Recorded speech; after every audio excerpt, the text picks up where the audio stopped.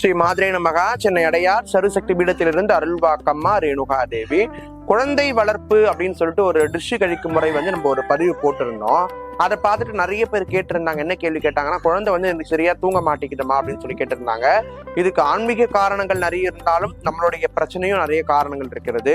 குழந்தை பால் குடிச்ச உடனே தூங்க விடக்கூடாது. தோல்ல போட்டு தட்டி ஏப்பம் வர வரைக்கும் நம்ம தட்டணும். அதுக்கப்புறம் தான் குழந்தைய தூங்க வைக்கணும்.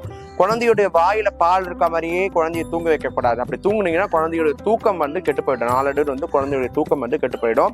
குழந்தை தூங்கும் நேரமோ அதுக்கு முன்னாடி நேரமோ நம்ம விளையாட்டு காட்டக்கூடாது. அதை நம்ம தெரிஞ்சுக்கணும். விளையாடி வந்த உடனே குழந்தைய தூங்க வைக்க கூடாது. அதுக்கெல்லாம் மேல நீங்க கொரட்டை விடக்கூடாது, போன் யூஸ் பண்ணக்கூடாது, குழந்தையுடைய தூக்கத்தை கெடுக்கிற மாதிரி லைட்ஸ் ஆன் பண்ணி வைக்க கூடாது. இப்படிலாம் நீங்க செய்தீங்கன்னா குழந்தையுடைய தூக்கம் நாளடைவில் பாதிக்கப்பட்டு குழந்தை தொடர்ச்சியா தூங்காம அழுதுகிட்டே இருக்கும். மேலும் சில விதமான தீய சக்திகளால குழந்தைகள் தூங்காம இருக்கு அப்படின்னா அதுக்கும் நான் நம்மளுடைய சேனல்ல பரிகாரம் சொல்லியிருக்கேன். வேண்டிய அன்பர்கள் போய் பாருங்க. அந்த லிங்கை நான் கீழே கொடுக்க சொல்றேன். நன்றி. சிவாய நம.